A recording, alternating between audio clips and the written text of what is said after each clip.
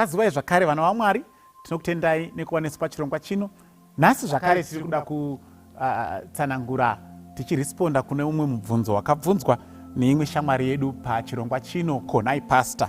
Regai ndibve ndangoverenga mubvunzo wacho wakati rebei, but tange tinawo zvakare pascreen. Pari kunzi panapa ndiko kuenda kudenga kwacho kwatinoda kuziva. Yes, nyama inodzokera kuvhu yoparara, asi mweya wako unenge uriko kudenga hawo. So no one knows kuti mweya kana wave kuna Mwari unenge uri pastate ipi. In other words, munhu ari kutaura kuti kana munhu achinge afa mweya wake unoenda kudenga, but hatizozivi unenge uri mustate ipi. And this should have been in reference to Ecclesiastes chapter 12 verse 7. Regai ndibva ndakasika kusvika ipapo. Ecclesiastes chapter 12 verse 7. Muparidzi 12 verse 7 inoti iyo, then shall the dust return to the earth as it was, and the spirit shall return to God who gave it. Takanga tadzidza isusu tichitsanangura kuti chinonzi munhu, kuti panzi pane munhu, ndakamira panapa, mubatanidzwa zvinhu zviviri, ivhu raumbwa, then mweya waMwari kana kuti mweya wehupenyu wafemerwa mukati mangu. And takatsanangura tikati unonzi mweya wehupenyu isimba ratinopiwa naMwari kuti tikwanise kutanga kurarama.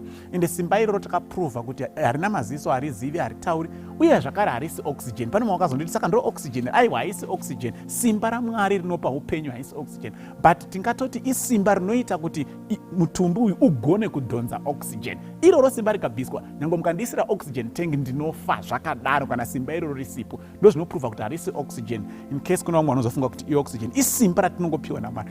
And please, the fact that rakafemerwa naMwari zvinoreva kuti riri muna Mwari, harisi kuna Mwari, riri muna Mwari, because akarifemera richibva maari iye. Saka Solomon ari kuti iroro rinodzokera kuna Mwari akaupa, kureva kuti paraiva parakafemerwa musi wekutanga ndo parinongodzokera, ende ndemuna Mwari. Saka kureva kuti hapana patkuri twumweya kudenga. But mukaverenga Ecclesiastes chapter 3, I think inotijekesei zvandoda kuedza kutsanangura. Chapter 3 Ecclesiastes, mukatangira pavhesi 16 muchidzika, regai ndisatangire pavhesi 16, regai ndingotangire pavhesi 17, verse 18. I said in mine heart concerning the state of the sons of men, that God might manifest them, that they might see that they themselves are beasts. For that which befalleth the sons of men befalleth beasts also. Even one thing befalleth them. As the one dieth, so dieth the other. Yea, they have all one breath, so that a man is no preeminence over a beast. For all is vanity. All go to one place. All are from the dust, and all to dust return again. Izvi ndakazvitaridza ndikafungisa ndikaona kuti Mwari aida kungotiratidza isusu vanhu kuti tizive kuti hapana patinosiyana napo nemhuka. Ndo zvari kutaura pana paSolomon. Kuti hatina patinosiyana napo nemhuka, kana kuti hatisi better than mhuka in terms of composition. Zvikanzi zvinowira mhuka ndo zvinowira vanakomana vevanhu. Zvikanzi zvese zvinofa. Kufa kwemhuka ndo kufa kwemunhu. Zvikanzi zvese zvine mweya mumwe. Kureva kuti mweya wakafemerwa naMwari muna Adhamu ndo mweya wakafemerwa zvakare mugudo. Ndo zviri kutaurwa neBhaibheri panapa. Is the same power which gives life. It's not, there is nothing special about that power. No, read your Bible. Ndiri kuverenga verse 19. For that which befalls the sons of men also befalleth the beasts. Even one thing befalleth them. As the one dies, so dies the other. Kafiro kemunhu ndo kafiro zvakare kemhuka. Patinoti munhu afa, tiri kuti simba riya rakaiswa naMwari rinoita kuti ararame rabva. Ndo kufawo kunoita mabhuroila munenge mauraya. Simba rinoita kuti bhuroila rirarame rinenge rabva. Simba rinoita kuti mombe irarame rinenge ratorwa, rinenge risisipo, mombe yotandadza yofa. Zvikanzi panapa, they have one breath. Zvikanzi zvese munhu nemhuka zvine mweya umwe. So a man has no preeminence over a beast.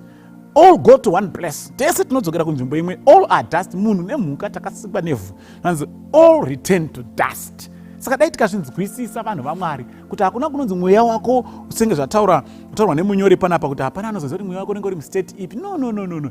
Uri kunzi wamuri kuti mweya wako unenge uri mustate ipi. Isimba rakaiswa naMwari, isimba raMwari rinenge riri muna Mwari.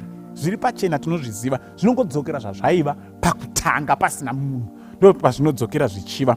Saka pamunozoverenga 1 Corinthians chapter 15, I think this one is very critical nekuda kuti kuna vamwe vanoti aiwa vanhu vanenge vane a spiritual body. Ndo zvinotaura Paul, vanozopfeka a spiritual body. This body yatinayo inenge yashanduka, topiwa a spiritual body. Regai ndiverenge mavhesi acho anoreferensiwa. 1 Corinthians chapter 15 verse 35 inoti iyo, but some men will say, how are the dead raised up? and with what body do they come. Mozoiverenga yese ndangopika ari important nekuda kwetime. Verse 42 kuenda pa 44 inobva yati iyo. So also is the resurrection of the dead. It is sown in corruption. Muviri patinofa unenge uchifuga kuora ndozvekutaurwa panapa. And it is raised in incorruption. But patinomutswa taane muviri usingaori. Paul. It is sown in dishonor, it is raised in glory. It is sown in weakness, it is raised in power. Verse 44, it is sown a natural body. This natural body is mortal. It is sown a mortal body. Pandinofa ndine muviri unofa. Natural. It is raised a spiritual body. But pandinomutswa ndaane muviri usingafi. Ndori kunzi naPaul a spiritual body. Hazvirevi kuti ndenge ndaa chinhu chisingaoneki nemaziso chimweya. Ari kungotaura kuti muviri uyu paunofa ndichivigwa ndinenge ndine muviri unofa, but patichamutswa panorera hwamanda tinenge taane miviri isingafi. Ndo yaari kuti panapa a spiritual body. Because there is a natural body and there is a spiritual body. This is a natural body, it's a mortal body. But pachauya Jesu Kristo chinzwa izvinoitika. Verse 51, behold, I show you a mystery. We shall not all sleep, but we shall be changed. In a moment, in the twinkling of an eye, at the last trumpet, for the trumpet will sound, and the dead shall be raised incorruptible. Vakafa vachamutswa vane muviri isingaori, and we shall be changed. Vanenge vari vapenyu vanoshandurwa. For this corruptible, this natural body, must put on incorruption. It must put on a spiritual body. Kureva kuti inenge yaane muviri usingafi.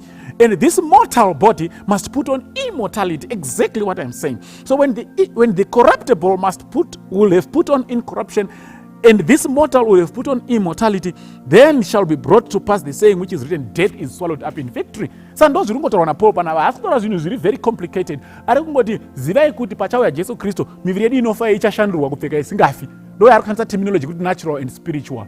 Otherwise, it's not something very complicated. Tichangoshandurwa topfeka kusaora. As simple as that. Mwari dai akatibatsira kunzwisisa zvinhu izvi. Toda kudayira kuti tabatsirikana. Kana paine vane mibvunzo, please feel free to continue asking tirambe tichibatsirana. Amen.